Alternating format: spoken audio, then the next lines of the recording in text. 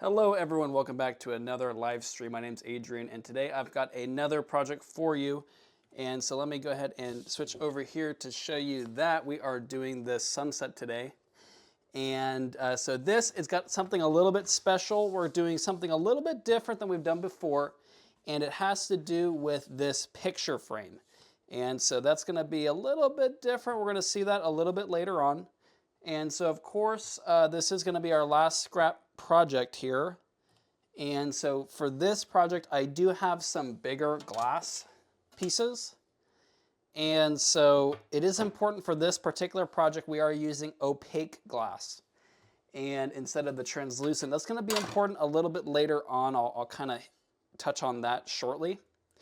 And just let me know, make sure all the audio is good. Let me know if you have any questions in the chat. And if there's anything else I can do, just let me know. I will help you guys out. So these are the main glasses that we're using. We're gonna be using the two kind of reddish, amberish glasses, and this one we're gonna be using for the sky in the background. So we're gonna be doing here for this blue glass to start. It's gonna probably be alternating between the rays of amber and the blue for the sky. And so we're going to start with, I'm going to want the direction to be horizontal. So these three pieces, I'm going to use this blue glass. And I'm going to want to try to keep it a similar orientation. And these are the vinyl cutouts. So all I have to do here is remove the, pieces here, stick it to the glass, and then we'll use that as our cutting template. So I'm going to go ahead and stick this down here. And you want to kind of do it where it's going to be a pretty efficient usage of the glass. You don't want to be wasting a lot of glass. So I think this is pretty good here. And we're going to want to keep it, since I want the grain of this glass to be consistent, this particular one, we're going to want to make sure to keep these vinyl cutouts in the correct orientation. So this is another one. I've got it, see, this is going up this way, so I want to make sure it's kind of perpendicular to that color. And it doesn't have to be 100% perfect. Pretty dang close is ideal. And we've got one more here for this color. And I hope I can fit this one. Nope, not quite. Let's see if this way it'll fit. Not quite. So I'm not going to get the best seal, but that's okay. So I want to make sure to keep this perpendicular, just like that. Right? Yeah. Okay, good. So this is what our pieces here are going to look like. So what I'm going to do is I'm going to go ahead and cut these out, get them off the table because this glass is kind of big for my workspace. And so what I like to do is to separate these pieces so we don't break into them. So what I'm going to do first is taking the pencil grip cutter, I like to dip it into my oil here. And that way it will keep it. The oil helps to separate the glass and it kind of extends the life of the cutter. So you want to make sure to use oil whenever you're cutting glass. With a little bit of hand pressure, we can separate the glass. And as I cut these, I'll place them onto the pattern on the side here. So we will continue on. This is a pretty decent beginner panel. It is a little bit of a larger panel, and just because it's larger does not necessarily mean that it's harder. Sometimes the smaller panels are actually more tedious and harder to kind of work with. So just because it is larger does not mean that it's harder. And another good thing about this particular pattern is it's got a ton of straight lines. So that's always really good for a beginner too. Now, this live stream is a part of our Stained Glass Mastery community. So if you're interested in receiving the free patterns, a whole bunch of tips and tricks and all that type of stuff, check out that community. I'll leave a link in the description here. And of course it is free and it has tons of resources And I think we're up to about 40 to 50 members now.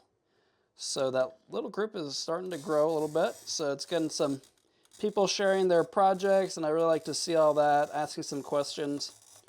So it's a really good place, especially for a beginner. Now, let's see. There we go.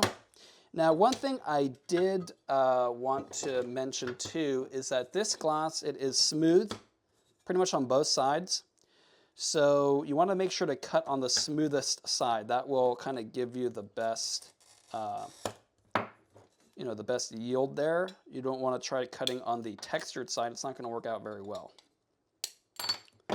So you can see these straight cuts are pretty easy. Even though they're a little bit bigger than some of the other projects we've been doing, I would say this is a pretty darn good beginner project. And we'll see if this comes off in one piece. Nope.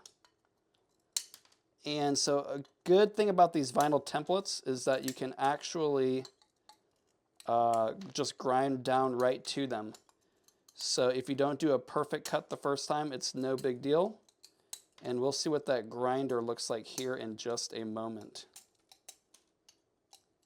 So I'm going to kind of chew away all these little pieces. And then what I'm actually going to do before I continue to the next color is I am going to kind of chew this glass down to the vinyl. And that way we will have less grinding to do in a little bit. And if I do that, I am going to make a big mess, and I'll need to just sweep this all off before we continue on. So a lot of the basic tools you're going to need for a project like this, of course, the glass scoring tool. I like to use these glass grosiers, grinder, table brush, the pattern of some sort. You can always have a pattern printed out, and with a light table or something, you can kind of cut through the lines from the bottom. Or you can use these vinyl cutouts, or you can just cut out a regular template and glue it to a piece of glass. So those are kind of all your options. And these bigger pieces I'm going to throw away. There we are. All right. And we'll cut this little piece out here. And sometimes if you have some scraps, you might be able to use them. See, it's just barely not quite going to fit on there. Let's see if I can get it from one of these. I think so. So we can just peel this up. Oh, no, actually it has to be this way.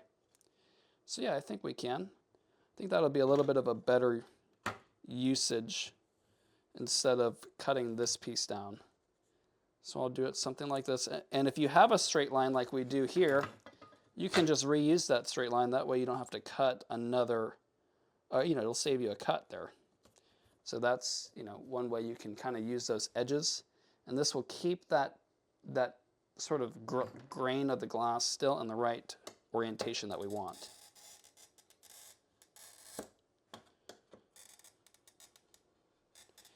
And this is our last week of the scrap glass pattern. Starting the first week of April, which is next week, we will be doing the glass kits. And so what that is, we've got 4 patterns, 1 for each week of the month. And the glass required to make the pattern along with the patterns are included in the kit. So if you want more details about all that, check out the Free Stained Glass Mastery community, and I've got all the details there for that. There we are. So that's the last piece of the blue. I'm going to go ahead and set that down on our pattern, and we are going to move on to the next color. And I'm going to want to try to find a decent spot for these sort of out of my way. There we go. Okay. So the next color is this kind of multi-colored glass. I thought it would be nice for the actual sort of half radius of the sun part. And I want it to be going vertically, so I'm not going to get the best yield, but that's all right. Kind of observing this piece, I think that the area that I want the most, probably going to be this lighter area, because what I'm going to be using for the rays is this lighter amber. So that's kind of what we're looking at for that. I'm gonna go ahead and get it right there. And again, we've got that straight edge, so we can use that as our first cut. Sort of orient our pattern on there. And what I'm gonna do is I'm gonna try to just cut a little bit off of here. And that way, we'll save the rest of the piece for the future. There we go. And whenever I have, you know, radius cuts like this, I never try to cut it, well, not never, but it's unusual for me to try to cut it in one pass. I'll kind of do one pass and then go and do at least another pass. That'll simplify your life a little bit. Just gets that nice, consistent pressure. There we go. Okay. So we've got our next piece cut. So that's it for that color. And we are going to be moving on to the next color. This is going to be our rays here. So for these, we want it to be pretty much like this. Actually, we kind of want this one to be like this, and like this. So when we place them on here, we need to keep that in mind. And Indy Cindy, hey, how's it going? Thank you for joining us today.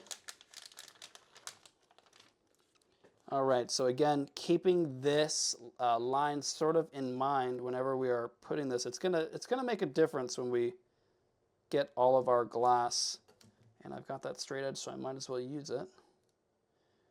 You know, when we are, when it's all soldered together, it will make a difference. So keep that in mind. Going to continue on here. Again, same thing. Going to use that straight edge. And actually, this one has two straight edges we might be able to use, depending on how square this glass is. See that?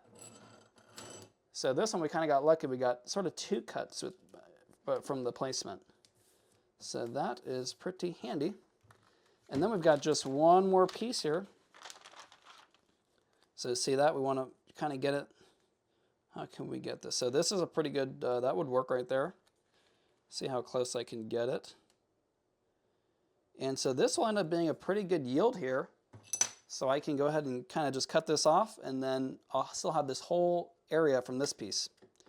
So I'm going to use this cut for the first one and bring it off. And then I'll tap it from the back side, just like that. And that seems to work really well. So now I've got, you know, given I don't mess any pieces up here, this should work out just right. And Paula Temple, hey, thanks for joining us. And again, anyone, if you have any questions, let me know. I'd be happy to answer them. And again, this is a part of our stained glass mastery. Oh, look, we did have a break here, so we're going to have to recut another piece. So I'm going to set this aside for the moment. And as I was saying, this is the part of our stained glass mastery live stream. So if you are interested in getting the free patterns for this, check out that free community. Okay, now I'm going to do one tap, see if that'll help start that run. And there we go. So this one worked out just right. And we'll go ahead and do the same here.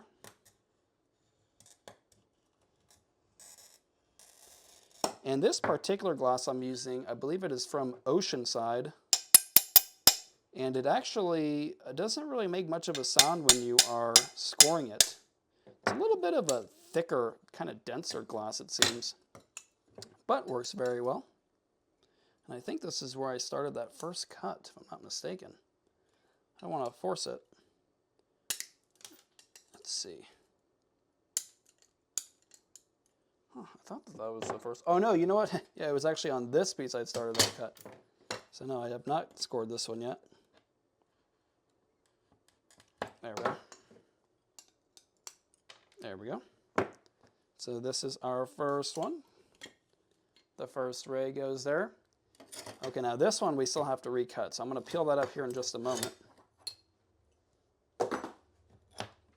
Okay. Get some of this stuff off to the side. I'm going to go ahead and sweep that off. And we will cut this little piece out, and then we'll go back to the other one. So some glosses do make a little bit of a different sound. Depending on how hard you're pushing this one, it does pick up a little bit of that typical kind of scratchy scoring sound. There we are. And Indy Cindy, thanks. I've had a project in the back burner for a while trying to get back into the project. Oh, awesome. Yeah, you should put some time into it. It's always a good time working with some stained glass here.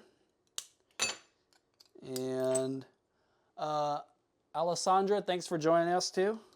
Hello to you as well. There we are. So this one we're going to have to do a little bit of grinding right there, but that's all right. I might try to knock it down a little bit with our grosers here. Yeah, that helps out a lot. And then we are going to kind of set these scrap pieces aside, sweep this off, and we are going to recut this guy right here. So we thought we were going to get that really good yield. Occasionally that does happen. Not the end of the world. We're going to set it back down. And we are again going to use this straight edge here. And this is actually a really easy piece to cut. It's got a lot of straight lines on it.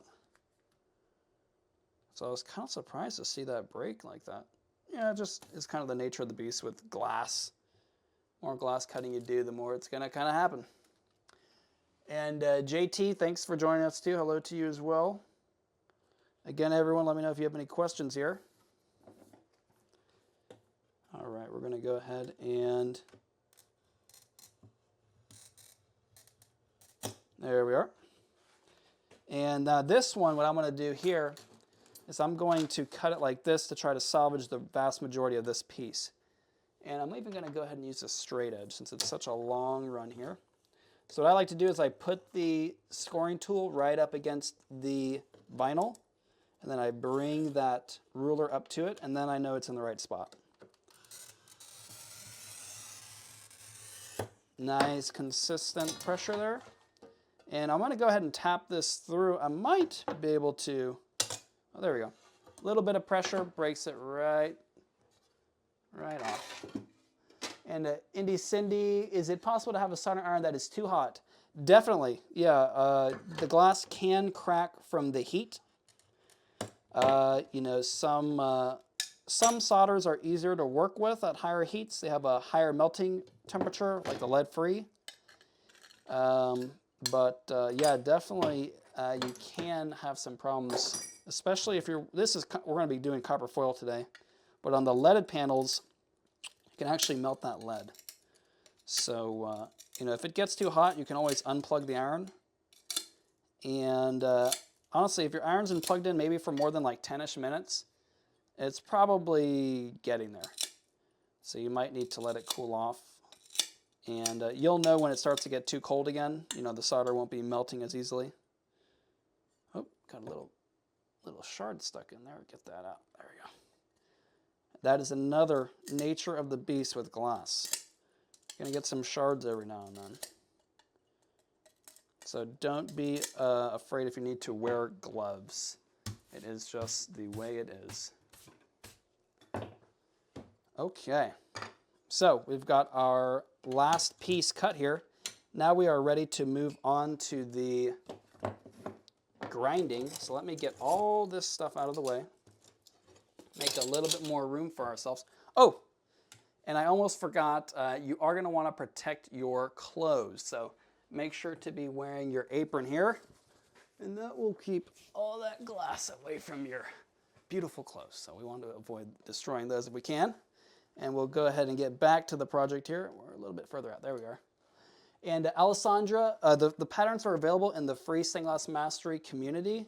Let me see if I can paste this into the chat here. There you go. Yeah, if you'll go to that link I just pasted in the chat, you can see the, you know, you can join the community, and all the patterns. We've got several, one for every single week, available for free right there in that community.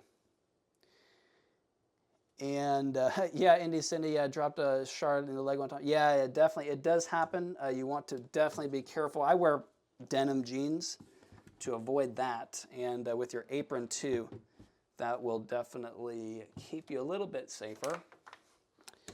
And okay, so we've got our grinder here. So I keep a little sponge, and this is just a tiny little Greifett Studio grinder, and I love them. You know, they're really tiny. And to be quite honest with you, you don't need a huge grinder. Now, I like to keep this little water bottle with a little hole poked, and that will help you to keep this thing wet so you don't have a lot of glass dust going everywhere. And this can't hurt you. See, I mean, I'm touching it right now. It's just a little grinding wheel. And so what we're going to do here is take this glass all the way to the white vinyl. So we're going to knock that down quickly here. And sometimes it's already cut pretty much right on the line. You might just need a little bit of grinding here and there, but this looks pretty good. So that's pretty much what we want. What I'm going to do here is move all this glass off of here. And then as we finish it, I'm going to put them back on. So we've got that one there.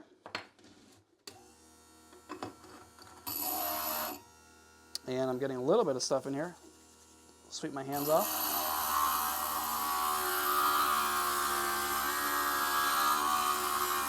So we're just working that all the way down to the vinyl.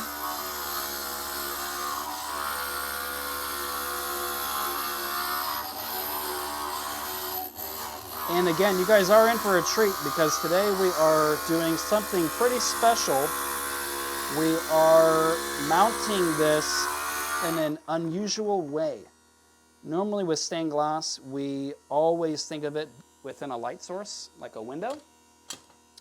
But today we're going to show you kind of one of my little secrets here on how we can mount stained glass even with no light source. And it still looks really good. So sometimes it might not be possible to put your creations into a window, but with this other way I'm going to show you, I think you're going to be really happy with the results.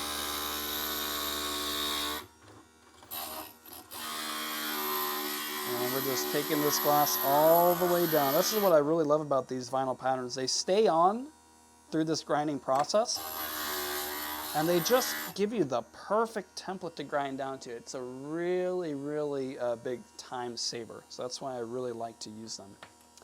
And hey there, Cynthia. Welcome back. Good to see you. Happy Sunday to you as well.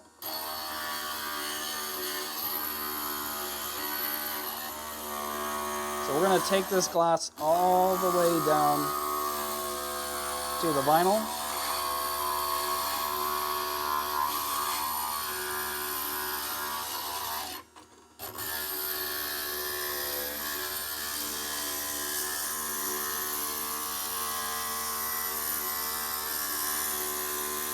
There we go.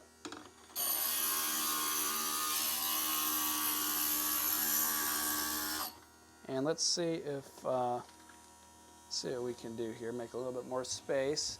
You can kind of see that top-down view a little bit better.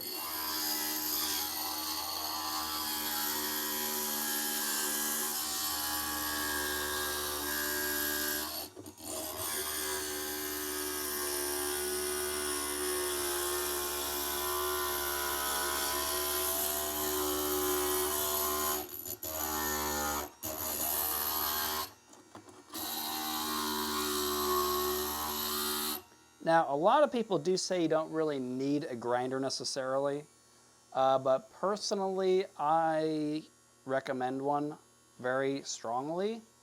You know, they are a little bit of an investment, but the utility with them is just monumental. So for that reason, I really do recommend them. They're not insanely expensive. I mean, as we all know, stained glass is not the most inexpensive hobby. So having another $100 to spend on the grinder can be really, really helpful to the overall quality of your projects. And in the Stained Glass Mastery community, I do go over tons of ways, especially using Facebook Marketplace, to find more inexpensive options that could help you get started with a little bit of a smaller budget. So that is always really helpful.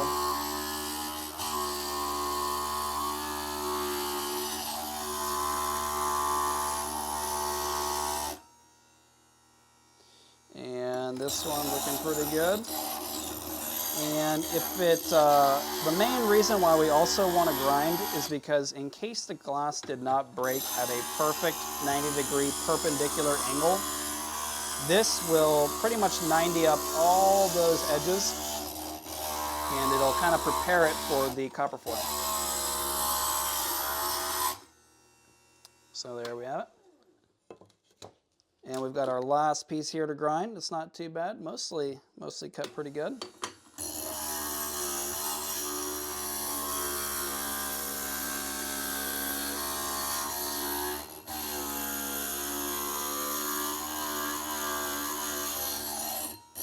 And this is a little bit tricky because you kind of have to push on the edge of the glass with your fingers. So if you don't have really kind of callous fingers that are used to working with glass, you definitely might want to consider wearing some gloves. That will definitely protect you. And to be quite honest with you, even though I've been doing this for such a long time, even I still get cut from time to time. So, definitely worth at least having a pair around.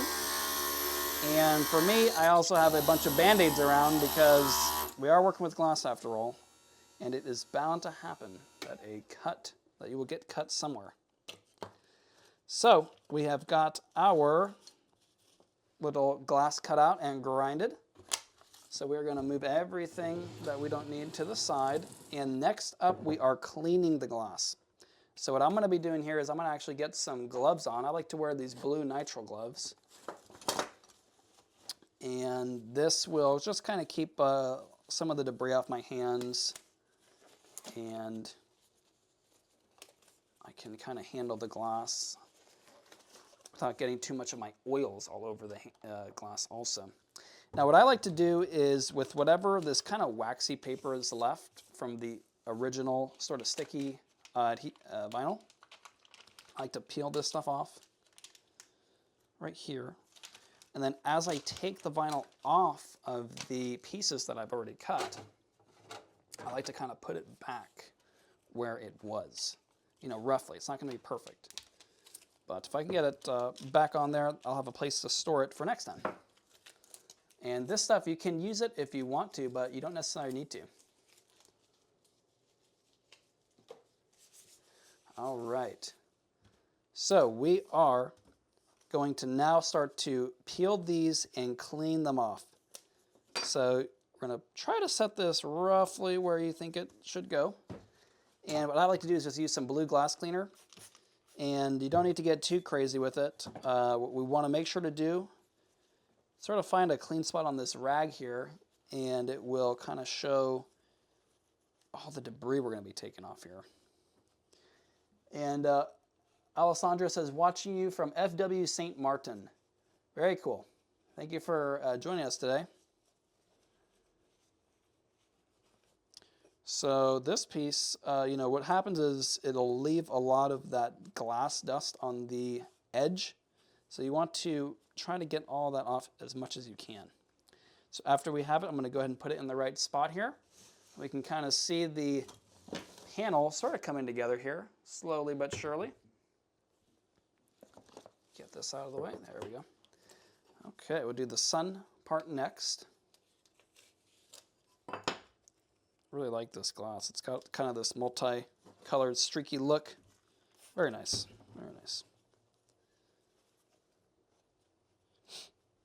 And I used kind of the lighter areas of it because I thought that it would match a little bit better with the rays. They're kind of lighter amber also. This one has a little more red. The other has a little more kind of orange or that amber look. So I thought that would be really nice. There we go. Make sure this is all cleaned off and ready for foiling. And here is our first of the sort of rays. And this looks like it's going to barely fit where we want it, so that's good.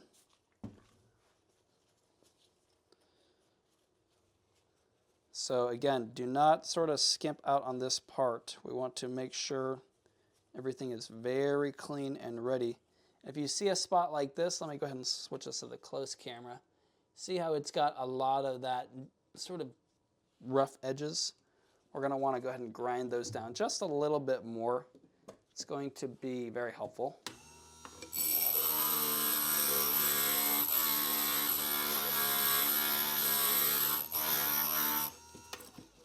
There we go. Much better. So that foil will just adhere so much easier. And that is what you want. Okay. Grab our next piece here. And if you kind of store them like this, I wouldn't necessarily guarantee they're going to work forever, but I think you can get at least one more use out of them. Again, I wouldn't say I would guarantee it, but I think you can, which is pretty nice. See all this debris coming off? So that's really why you want to make sure to get all these things really clean, because that foil will not stick to that very well.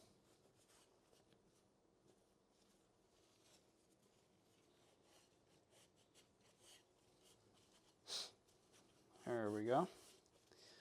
And so again, if you are interested, next week we are starting the first of the kits. And I'm pretty excited, looking forward to that.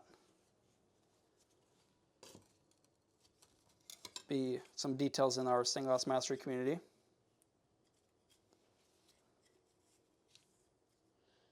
Let's see if I can get this stuff off of here.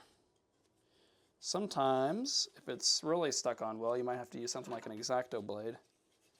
That can help you get up underneath the vinyl just enough to start peeling it up. And JT asks, where do you get the vinyl sheets? And so we do sell these, and I've got all that information in the Stained Glass Mastery community. And again, they are very helpful. I mean, you can see kind of how handy they are. Really do come in handy. I do see some people, they make them with Cricut or Cricut or something like that. You know, that machine. So I think you can get them like at Walmart or Hobby Lobby. We've got a little bit of a different, sort of more of a plotter type machine. But yeah, so we do ship these.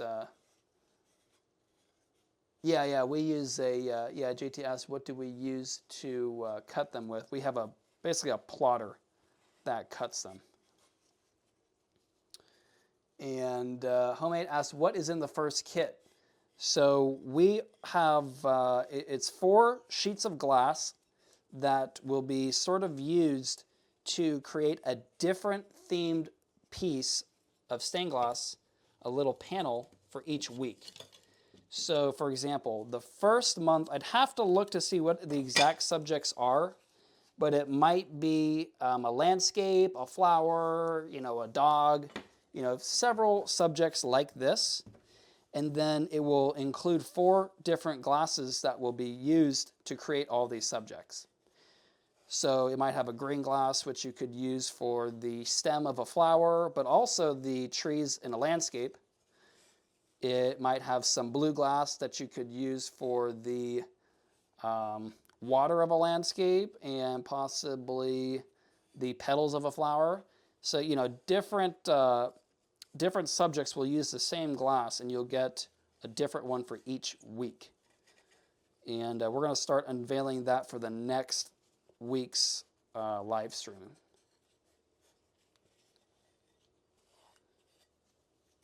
All right, and yeah, no problem, JT. Let me know if you have any more questions.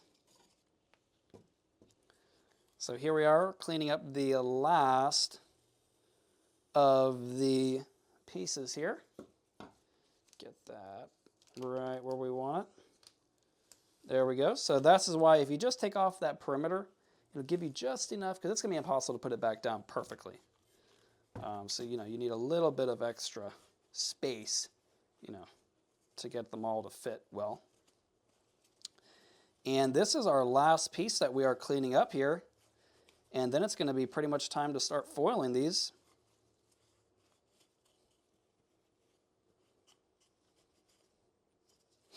And again, let me know if you have any more questions. All right, so now I can kind of show you what we are looking at here. So we've got our sun, and then we've got some alternating with the sky in the background and some rays kind of shooting through. So this is, here's another look at it so far. And Homemade asked, how far ahead does one have to order the kit to be able to follow along? So we ship out normally next day.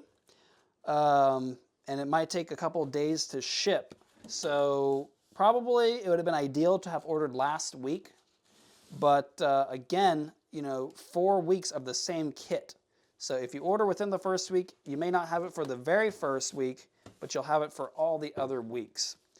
So, and of course you can also wait until after we're actually done with the kits, and then you'll have the video to follow along with. You can kind of pause it and stop it and start it at your own pace. So that could be helpful for you too. So now we are going to go ahead and to do the foiling. And I like to use this. It's a little caddy with the different foils. And then I go into the Creator's Foiler. And that's normally my favorite way to you know, foil all the gloss. It's a little bit faster than hand foiling. And that's why I like it. I love it actually. It's much, definitely my preferred method to foil.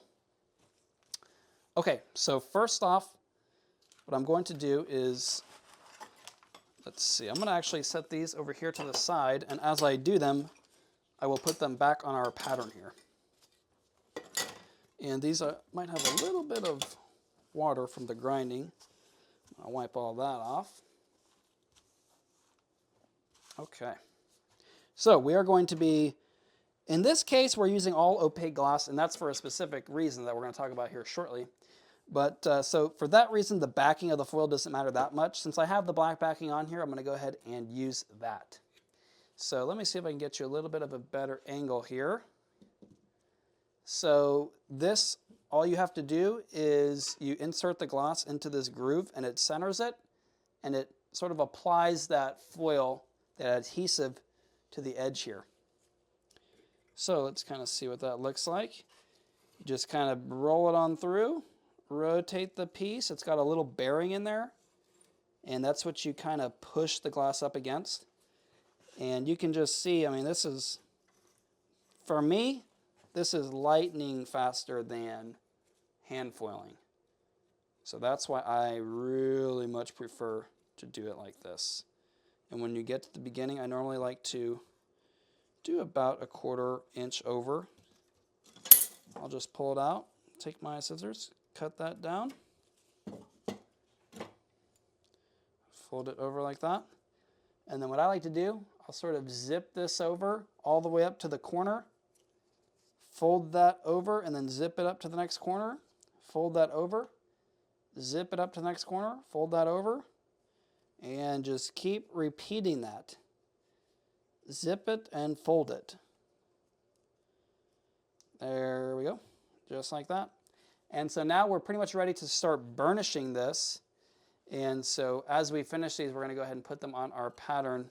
Where did you go? I think you were on this side, like this. And we're going to continue on with the foiling here. Make sure everything is nice and clean. You might even just, can't hurt to just hold your rag and just make sure there's nothing on these edges.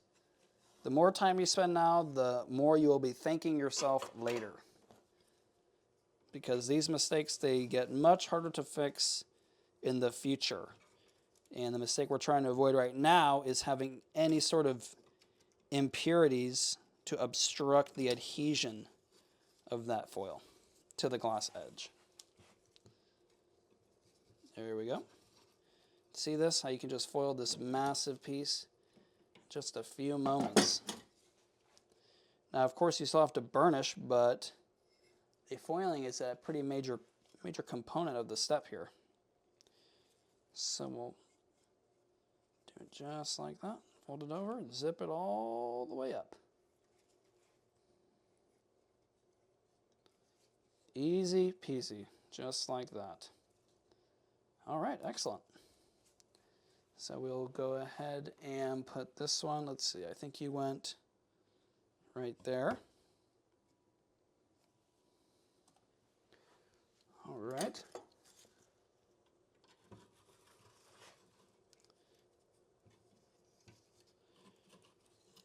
And we are, there we go.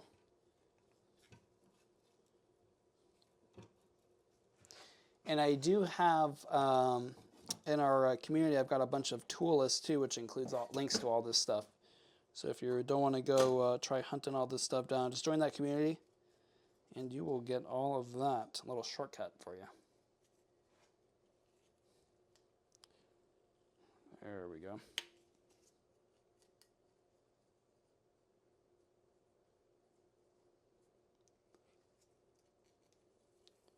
All right, and after this will be another very important step, will be the burnishing. And I'll show you my favorite. Careful, had a little bit of a snag with my rag here. There we go. Okay, make sure that's all cleaned up. We'll move on to the foiling. Oh yeah, so like I was saying, once we finish up the foiling here, then we will do the burnishing with my favorite little tool, my favorite FID, that is. You know, they have a bunch of different styles of FID is what it's called. But this particular one is my favorite for a few specific reasons. There we go. And if you don't have this little setup I've got for the foiling, that's okay. You don't need it to, you know, to do some projects. It just might not be as quick, and that's perfectly fine. Something is better than nothing. You don't want to sort of be paralyzed by, you know, indecision or perfection, if you will. Just get started, and I think you'll be happy that you did. I can't say enough good things about this, so it speeds it up, does a great job centering that foil on both sides. Just really happy with this guy right here. And again, I like to overlay it about a 1/4 inch if we can. See all that? So that'll be a nice overlay just like that.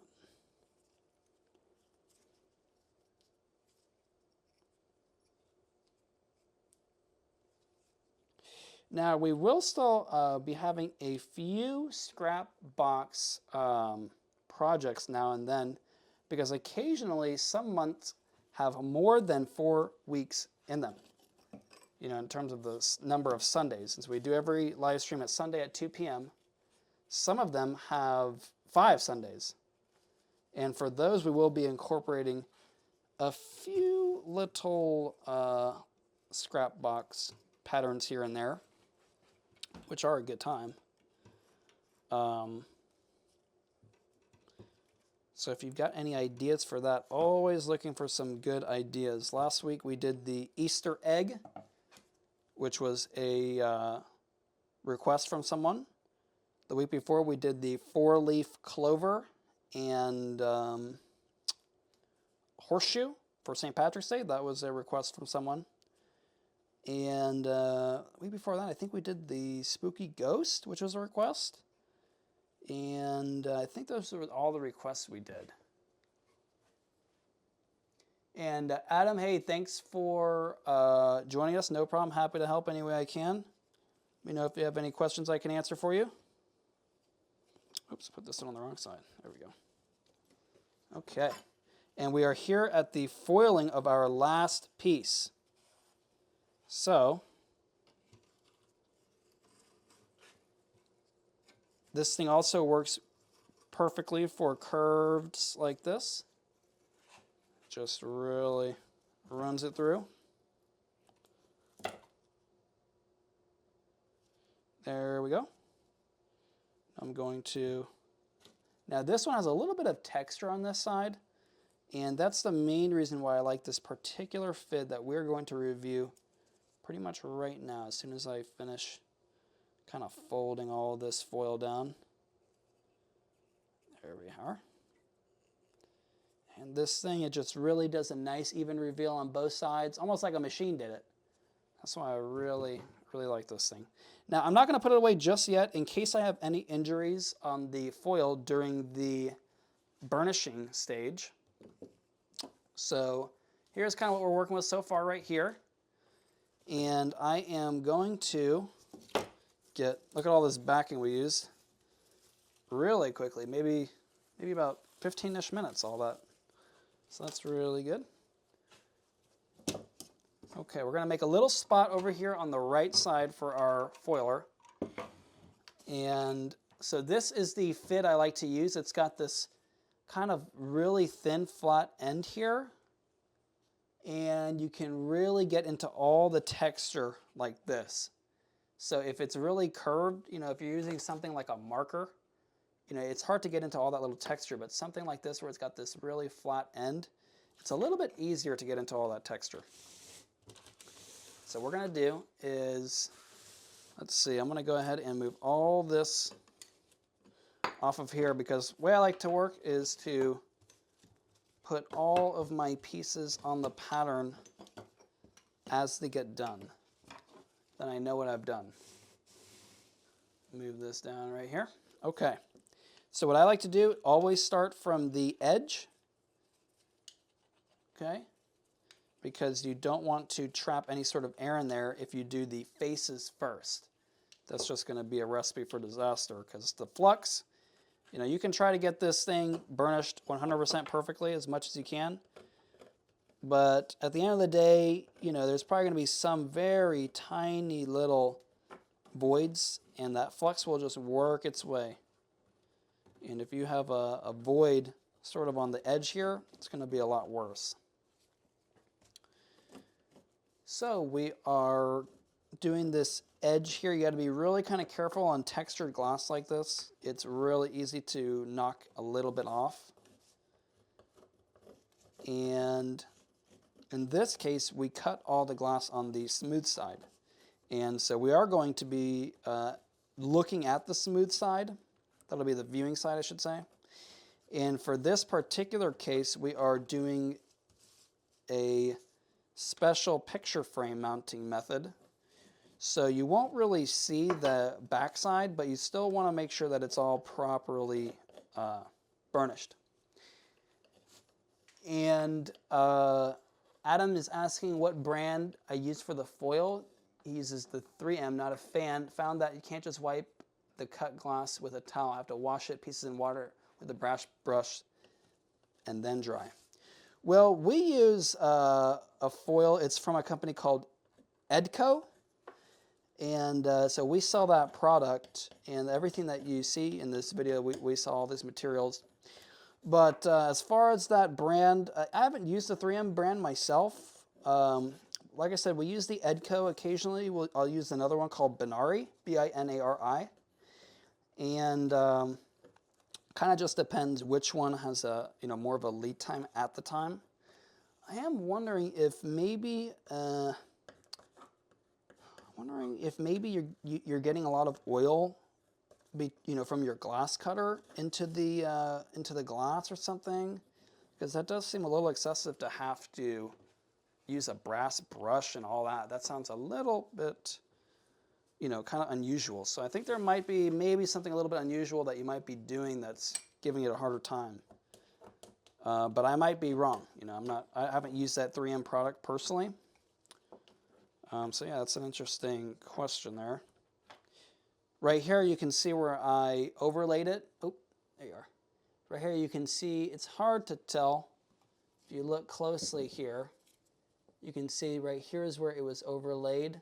So you want to make sure to burnish in that direction. You don't want to burnish the opposite way. You'll knock it off. So you want to try to avoid that if at all possible. Again, doing the perimeter first. And if you do have a little injury, it's not the end of the world. I might get one. If I don't get one by the last piece, I'll sort of emulate one, and then I'll show you how I like to fix that. So again, just you're wanting to burnish into the center of the glass, not from the center out. If you burnish center out, you will knock that foil off.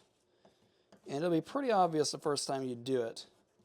You'll say, oh, yeah, I definitely don't need to do that again. So a little practice really means a lot more than watching infinite videos. It's good to kind of, review other techniques and stuff like that, but there's really no substitute for getting your hands on some glass.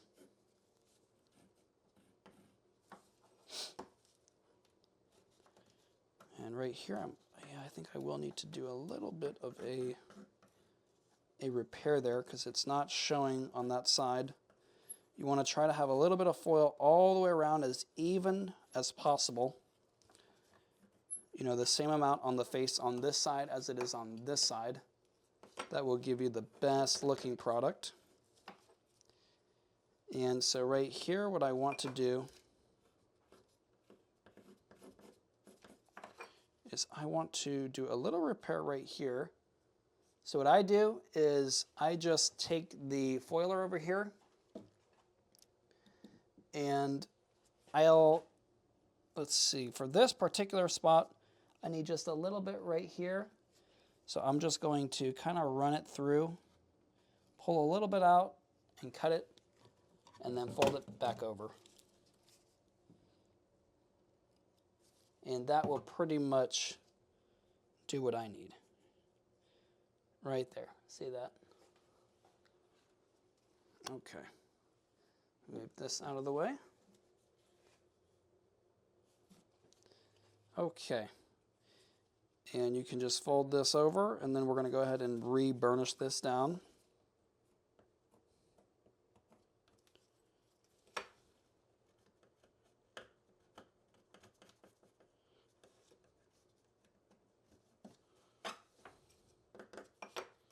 All right, get our next piece done.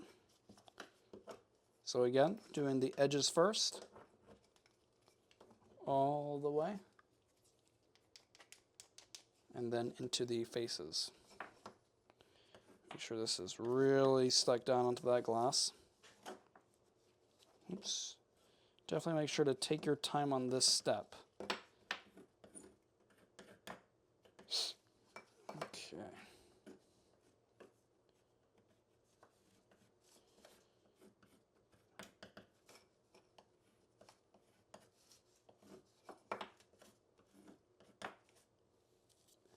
And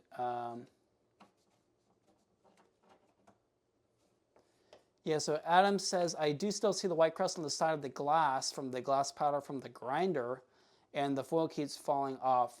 Yeah, if you still have that glass dust on the edge of the glass, you will need to clean that better. I'm wondering what kind of towel you might be using. If you're using like a paper towel, that probably won't work. If you're using like a sheet rag, that might work not as well as something like a cotton or microfiber rag. So, and you're also going to probably, what I like to do is I'll spray the rag or the piece of glass with a little bit of the glass cleaner. That seems to grab onto it pretty good.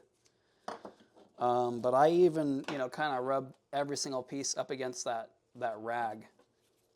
And that seems to take off the vast majority of it. Enough where I don't have any problems with the foil adhering. Okay. I'm going to make sure this thing is all foiled properly. All right, there we go. So these bigger pieces, They do require a little bit more burnishing, of course. There is more sort of foil down on the glass. But again, much easier to cut and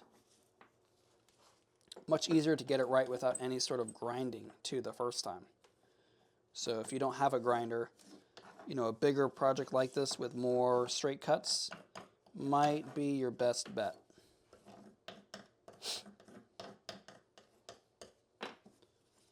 Alrighty. Nope, you go on this side like that.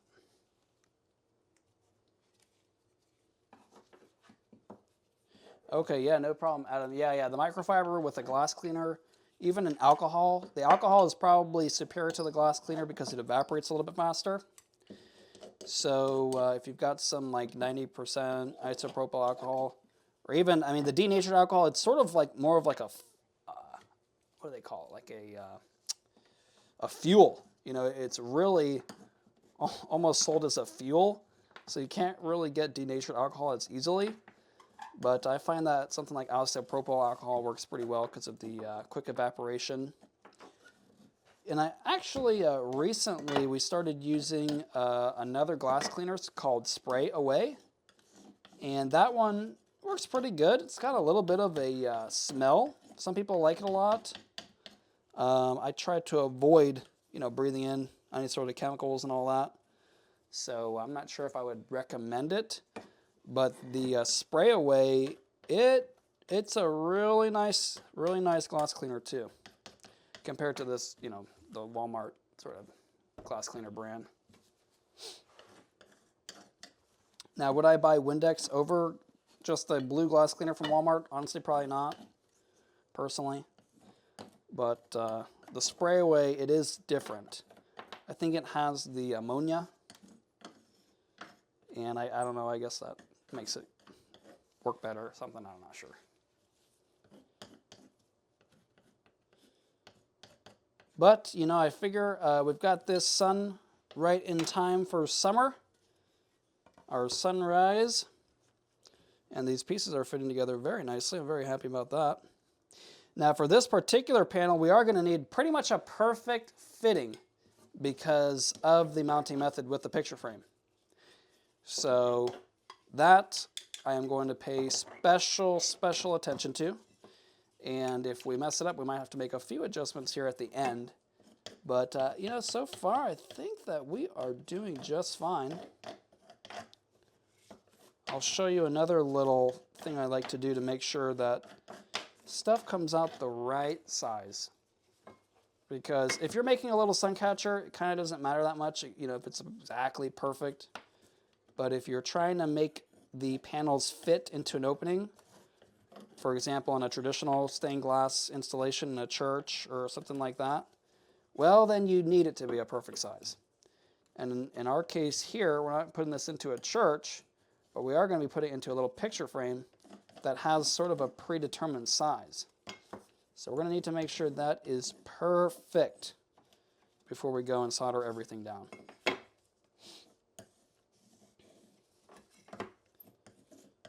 And I do have another thing I need to show you here. Sometimes, whenever overlapping the foil, it can be a little bit off. It might not be perfectly transitioned from the original to the, let's see if I can find that, kind of show you the up close that I just saw. Here it is. Okay, over here on the close camera, let me grab my X-Acto blade. You can see right here that this doesn't quite transition perfectly. So that happens whenever you overlay it and it's not perfectly on top. So all you do is cut it with the X-Acto blade, and there you have it. So now that will not transfer into your final finished product. You will definitely want to avoid that being transferred. It doesn't look as nice. Right here I actually have another one. I'm going to go ahead and cut that down. Oops. Actually, I'm going to need to do a little repair here. Need to put a little more foil on there. That's why I like to keep the foiler out just a little bit longer. Any of these little repairs. What we're going to do is put this foil on, fold it down, and then we're going to go ahead and re-burnish everything. And I'm going to have a little bit of touching up to do with the X-Acto blade also.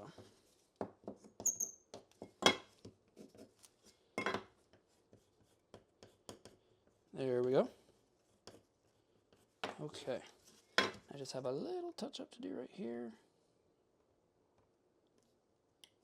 And this foil, it's such a small detail, but you know, this glass, it pretty much lasts, you know, it doesn't fail or fade like, you know, like plastic does, or tints, you know. So it's going to be around for a very long time. You might as well put a little extra effort and really just go that extra mile to make it something you're really happy with. Because like I said, it's going to be around for a very long time. Sometimes they even outlive us, if I'm being honest with you. If you really take it to that extreme. There we go.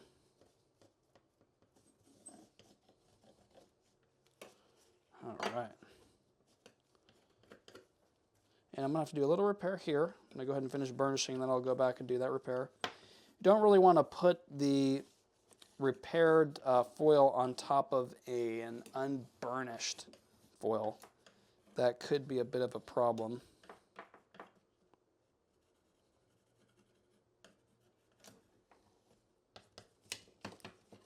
Again, you want it to be really adhered as well as possible.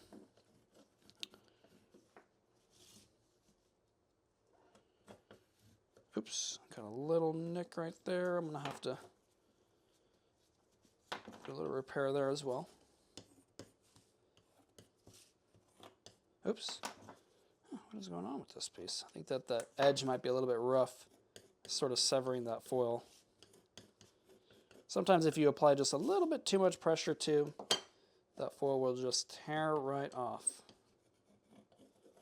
There we go.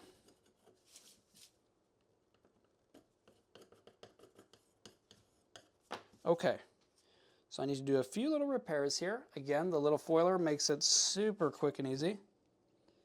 I'll just take a little bit off here.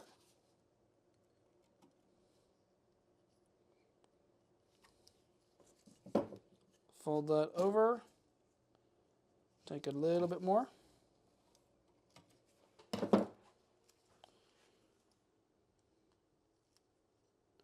All right, there we have it. And this is definitely way overkill, but we can go back and fix that with the X-Acto blade. So again, we're going to just cut this where we know it should be to match the foil around it.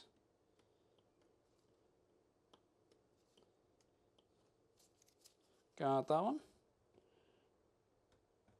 And got that one. We'll just scrape off that excess. Okay. Then we're going to go back, make sure everything is perfectly burnished down, as this is our final piece. Oh, we got a few little transitions we need to make. Make sure everything is perfectly smooth here. Let's see, this side's good. We'll do this side right here. There we go. All right. So here we are, pretty much ready to start the soldering. Now, again, I mentioned before that we need for this to be a perfect size. So the size that I have on here, let me get this picture frame off. So this is the little frame here. So this thing is, if I could do it around 8.5, let's see what I made this. Hopefully I made it the perfect size. I haven't checked it yet. Oh, 8.25. Let's see if that's going to work. I think it'll work. 8.25. 8.5 would have been a little bit better. Let's see what we're looking at over here. This one is size about 11, 10, and a little bit over 10 3/4. Let's see what we're at right here. 10 3/4. It might just barely work also. Okay, yeah, I think that this will work good. So I need to make sure that this finished product is around that size. So what I'll do here is use a few of my forms, little wood forms. And this is gonna make sure that our little panel is gonna be the right size. So I'm gonna go ahead and get this out of the way. We no longer need the little vinyl cutout. Get all of our pieces off. Kind of gently, I don't wanna damage them. There we go. Okay, we'll set this down for another time. And I'm gonna go ahead and click on my iron here and get that cooking up so that it is ready for us when we are ready. Put this glass down. Okay. So now we want to make sure that this is going to be the right size. So I'm going to start by nailing down this form here.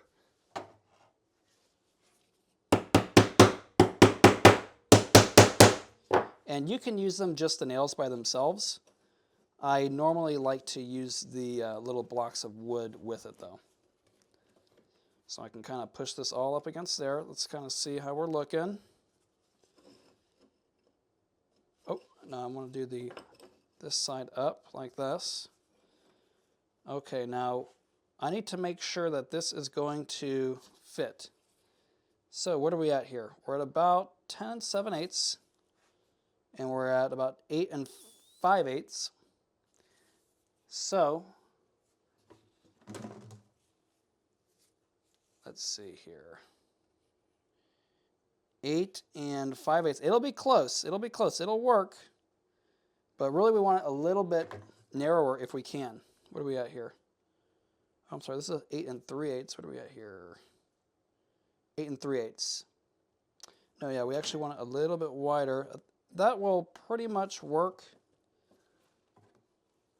Especially when we put the edge bead on, it will, yeah, that will work. That'll be just right. Okay.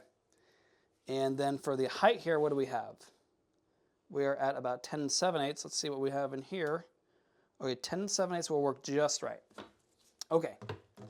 So, yes, Cynthia, thank you. I think it's going to look very nice too. And again, we're using this opaque glass because we want for it to be visible even with no light behind it. So that's really how you can do that with that opaque glass. So we've got our little panel here secured. We've got our iron cooking up. I'm going to go ahead and grab the flux bucket.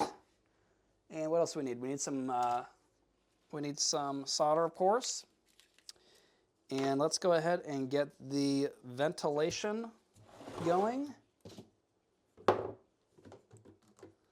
Move this to the side. All right. Okay, we're going to go ahead and get this ventilation going here.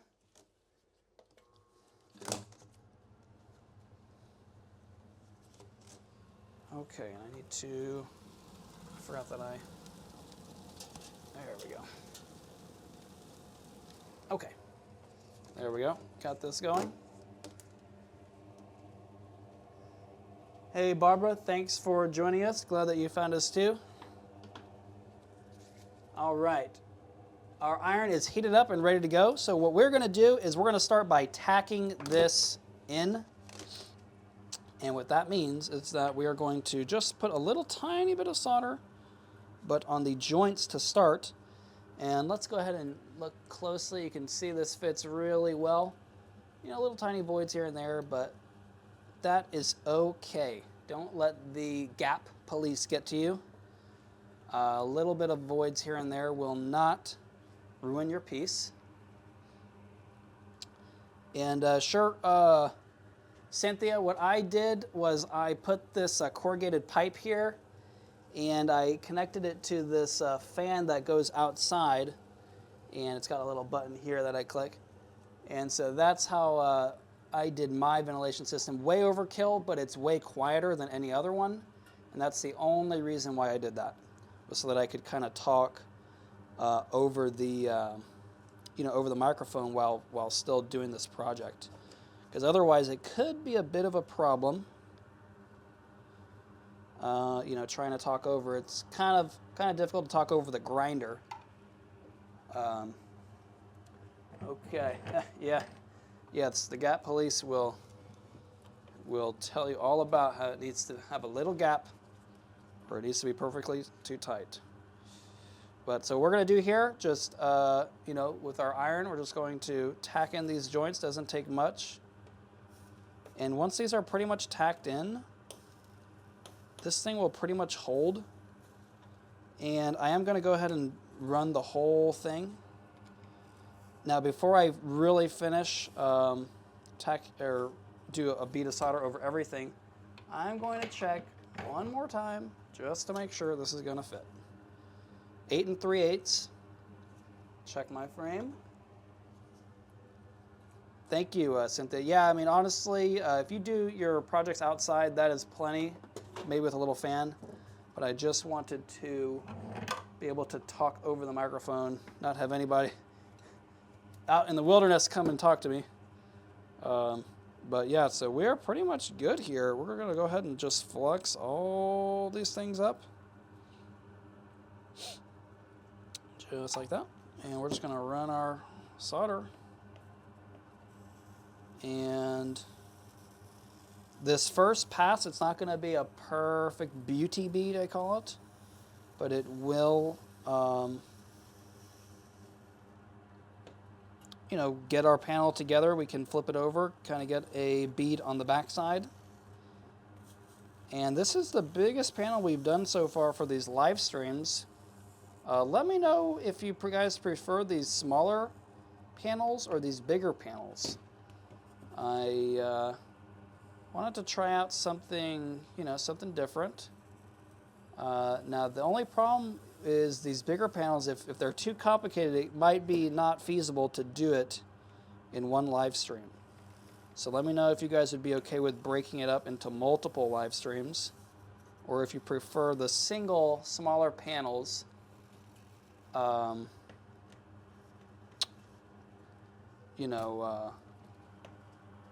smaller panels that we can finish in one day, or the bigger panels that might take a few weeks to do. I would be interested to know. So now that we have this, we can even test it just to make sure. I'm a little bit paranoid, make sure this thing's going to fit perfectly. This thing is holding together very well at this point. So we see it fits. Okay, so we're good. So now I know for sure I can go ahead and solder this up. No problems whatsoever. And we're going to see this thing holds really well even with just one side soldered. Now this is the back side. We're not going to see that side, but we do need it to be all soldered so that we have no failures. So we're going to do that. And I kind of overdo it with the solder, probably a little bit. I'm sorry, I mean the flux, but that is okay. And Cynthia has a vote for the multiple live streams on the bigger panels. So thank you for that, Cynthia. Wondering what else we think out there.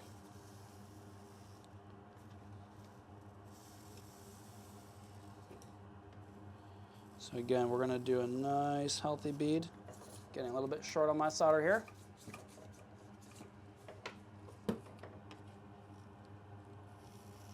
There we go. And this little extractor really inhales all that. Now, if you don't want to build a bigger fume extractor like this, you can buy them. Just search fume extractor soldering on Amazon.com, and you will find what you need. A variation of it, anyway. I need a little more flux here.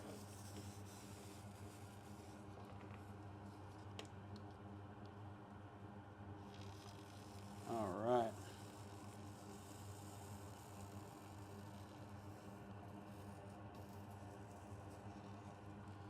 So we are putting a bunch of solder down on here.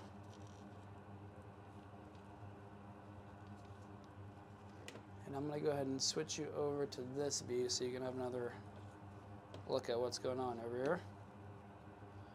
So now that I've got a good, healthy bit of solder down, I'm going to go ahead and try to get a nice rounded bead. And I am getting some bubbling up. That's what happens if there's any sort of flux in between. Not the end of the world, we just have to go back over it a little bit. There we go. And as far as temperature, a lot of people ask me what the temperature of the iron I use is. I use the type that doesn't have a temperature control. So if it gets too hot, I unplug it. But the hotter it gets, kind of the faster you can work. So that's just something to keep in mind. You just have to move the iron a little bit faster. And I personally like it, this one gets hotter than the little Hakko iron with the little temperature control. So that's why I personally prefer this iron over that one. And you actually really can't use that Hakko iron for the lead-free solder because it has a higher melting point and it just doesn't get hot enough.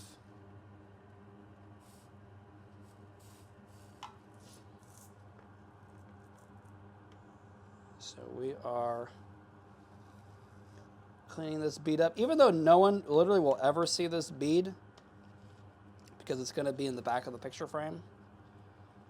It still wants to look good. So we will make it look good. And Connie has another vote for bigger panels over several weeks. Thank you for that, Connie.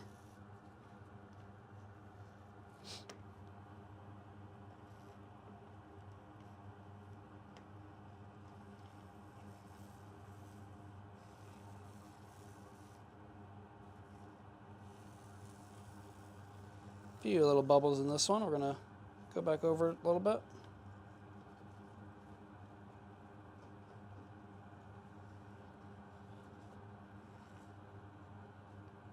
There we are. Nice rounded bead. And if you see it getting a little bit flat, you just have to add a little bit more solder to it.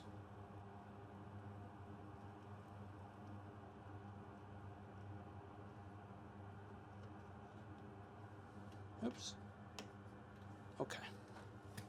So now I'm going to go ahead and tin the edges also. This will get us pretty much ready for the edge beading when we get to that stage. Right now we are still finishing this first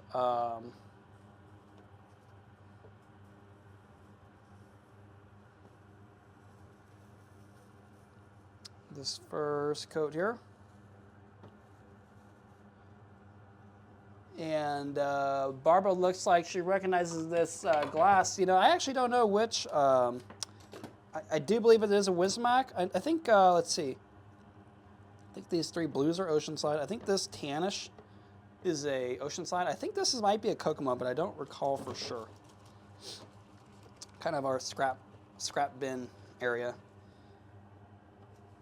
See if I can knock this little solder off. That one's on there pretty good. Time to take the little, there we go. Little razor blade, X-Acto blade to get it off.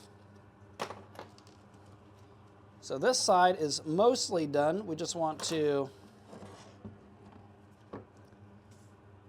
do a nice edge bead. And we want to finish this side. This is going to be our viewing side. So let's go ahead and grab this back. And I'll go ahead and hit it with the flux one more time. Whenever you flip these over, they do start to touch the wood or whatever your tabletop is underneath. You could get some little imperfections or impurities. So we'll do a nice bead there. Nice rounded bead. We'll do the same here. All the way. Oops. My hand's getting a little bit close to the iron, so I'm going to try to finish this. Okay. And I'll reposition my hand here.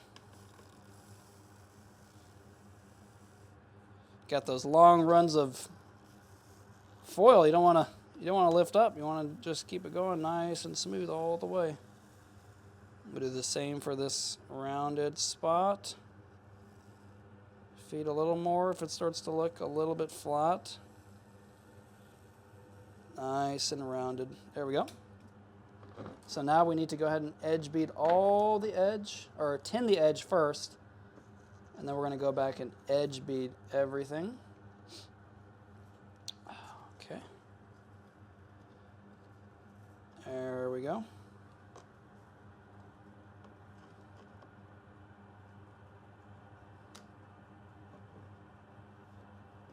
And we're going to fill this in a little bit.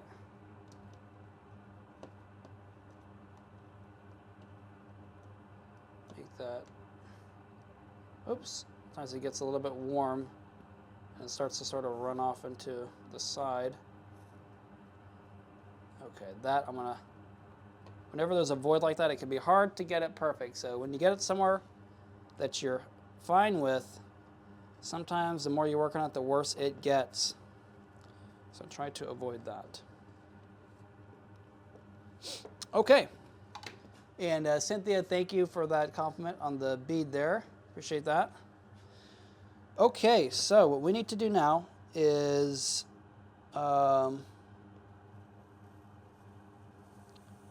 edge beading. So what I recommend you do, if you have not already, is to purchase these heat-resistant gloves, because the glass can get very hot and you kind of need to hold it when you are trying to do the edge beading. You can work up some little contraption with the, some little stand, or maybe some like clips. Ooh, what's going on there? Getting really bubbly. A lot of flux in there. So we want to, okay, there we go. We'll just do one more quick run here. Careful, whenever it bubbles up like that, you do not want for that to, might even have a little bit too much solder here. If it looks like it's got too much, you can take your wire brush and you can just remove a little bit.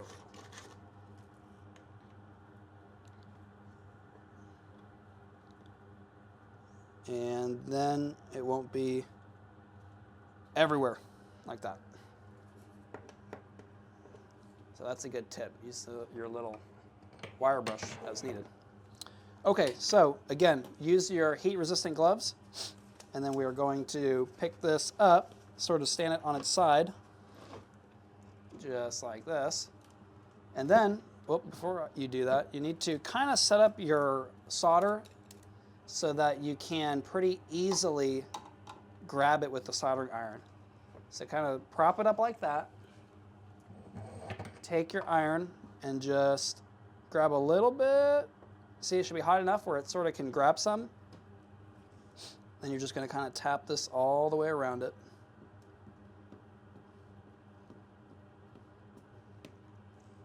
And you're really just kind of tapping it through.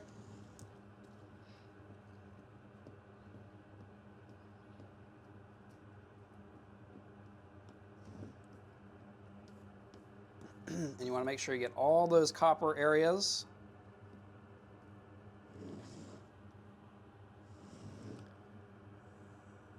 And probably at this point it has enough flux from before. You might have to flux it. And just be careful if you're working over your hands. It can be dripping right onto you. So you're a little bit of a daredevil if you're not repositioning your hand. There we go. And thank you, Cynthia. Yeah, I'm really happy with how it's coming out so far, too. Let me know what everybody thinks. And we're going to see how it looks up on the wall, too, which is kind of a little bit of a sore spot with stained glass. You know, sometimes you really need that light source. And if you don't have one, well, what are you going to do? And this is what you do. You use the opaque glass because it shows up very well with no light source behind it. So it kind of opens up way more possibilities in terms of mounting options and where you can keep it. It almost starts to look similar to a, you know, you can do it similar to where you do any sort of picture framed art, like a painting or something like that. And if you do drop any of these little solders on the table, do not try to pick them up. You're just going to get a ton of little impurities. And to be quite honest with you, it is not worth saving that little bit of solder to mess up your piece. It starts to show up in the solder as little dirt mark type, like little black specks. And it just doesn't look as sharp as as it would have. So keep that fresh solder only. Okay, got that side. And I believe this is our last side here. Get a really good idea what's going on there.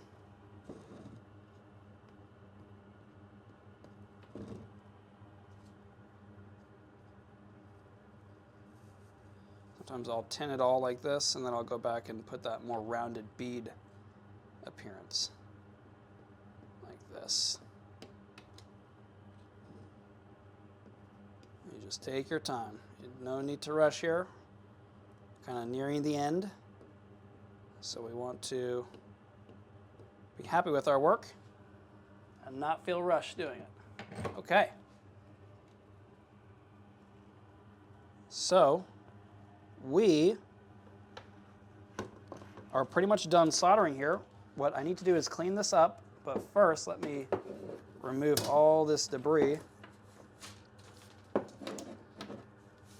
Might have to scrape up that solder. Kind of gets in all the pores of whatever the substrate is. In this case, all this wood kind of sticks to it. Now this is going to be our viewing side, so what we want to do now is clean this up. And Indy Cindy looks like she has another vote for the big panels.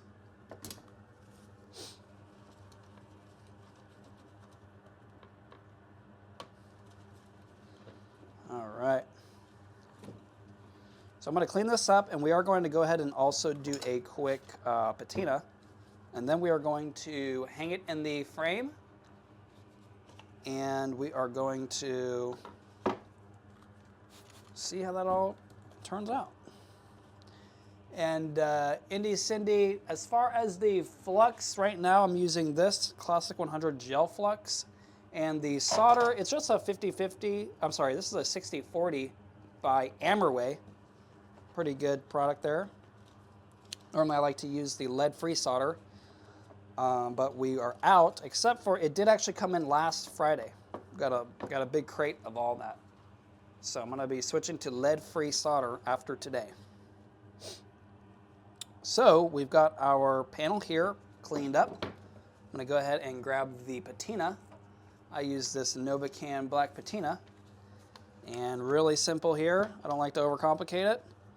Just take your rag and saturate it pretty heavily with all of the patina and apply it pretty generously here. And it can stain this glass. You know, some glasses can get a weird stain on it. So just be mindful of that. I'm not too worried about that right now for the purpose of this, but it can be a problem, so just keep that in mind. What we like to do is we actually have a big vat, or a big bucket, if you will, of patina, and we just dip the whole panels in there for our projects. So not very hobby friendly, but as far as the you know, if you're doing more windows, you know, this can be kind of time consuming. So if you have that option, it's a lot faster.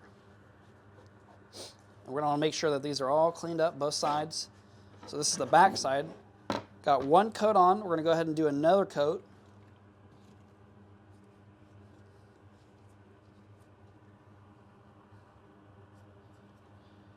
And Barbara, yeah, you should go ahead and check out the other videos.